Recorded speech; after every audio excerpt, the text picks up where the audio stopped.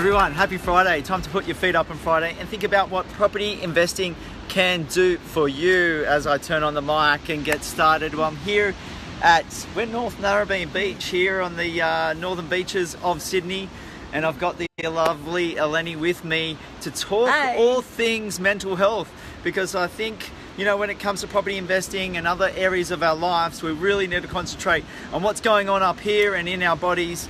An educator for over 30 years, so I have that as my professional background, but I've also had a lived experience of mental illness, and I learnt so much during that time that I thought I'd put the two and two together, and I trying to bridge the gap between mental health and physical health. So using my personal training background, my education background, I also now deliver mental health first aid courses. Well, mental health and mental illness are like two opposite spectrums of a continuum, and we travel along that continuum every day ourselves on a daily basis, weekly basis. Mental illness becomes a problem when someone's going through a situation, or their health is not where it needs to be and their everyday life is impacted. So they are disabled in a way that they can't get on with the normal things of their life.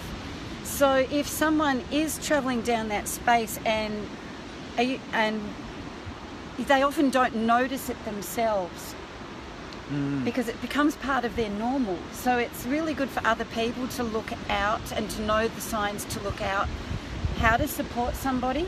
But if someone is aware that their mental health is not where it should be, having support from professionals, appropriate professionals, and I mean appropriate because you've got to find someone that suits and works with you, and also having support from people around them. So I know when I struggled with severe depression, it was, yes, I had appropriate professional help from a psychologist and was on medication, but that was once a week or once a fortnight visit. So it was my family and my close friends that were the real support in between.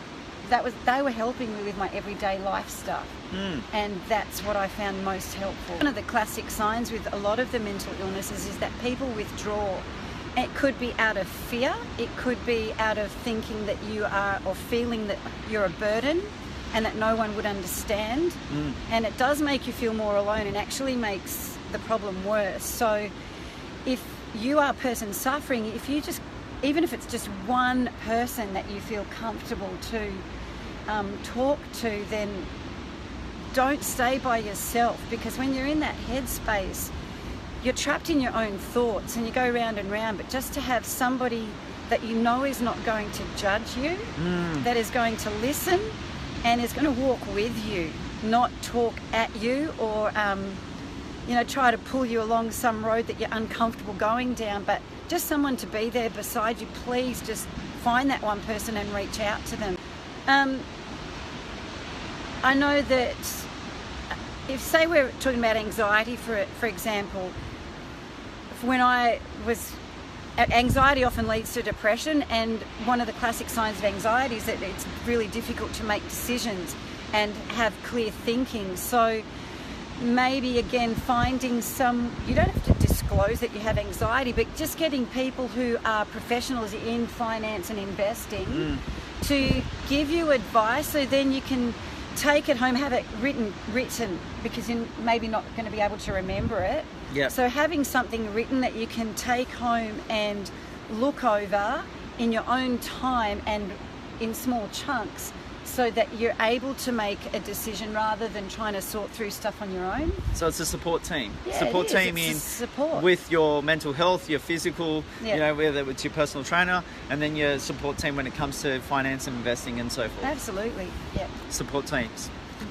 For about a year and a half, I either didn't have work or had very little work, and I have my own apartment, which I have a mortgage on. So during that time, the financial stress of not being able to make my mortgage payments actually added to the stress, and I know that finances on a list of risk factors is up there. So it may not be the cause, but then when you're in a situation when you can't get work or can't be at work, that financial pressure adds to the illness. And for me, it made me feel worthless and made me feel that I wasn't able to fulfill my commitments, which in turn added to the depression and the anxiety. So I didn't ask for it, but during those times my children paid for some of my bills, which made me feel really bad as a mum. But there must be some like huge guilt, huge guilt. I felt like I'm their mother and here they are helping me, but they were more than happy to do it. And it took about a month for me as a mother to accept that, but it was a huge help, huge support. I guess I learnt my prevention after I was diagnosed. So sometimes when you have a mental illness, you don't recognise it in yourself. And it's not till other people notice it and you seek professional help and you're encouraged to that you know. So I have things in place now. So I was on medication for 7 years. I'm not on medication now, but I have things in place to support my mental health, and one of those is keeping my exercise routine up. So during the time when I wasn't working, I had no routine to my day, and for me that was really difficult because I'm a person that likes doing things. So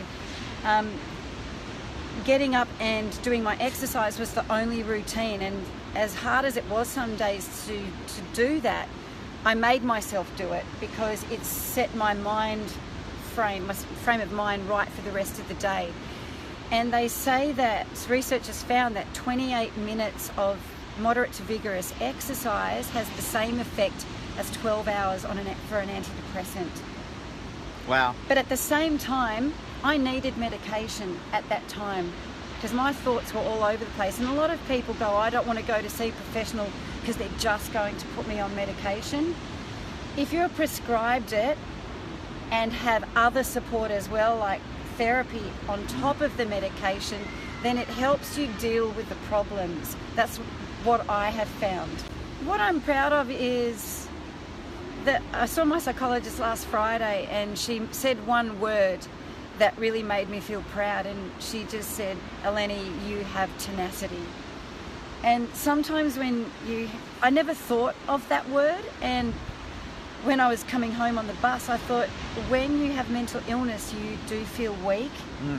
And it's because you persevere that tenacity comes.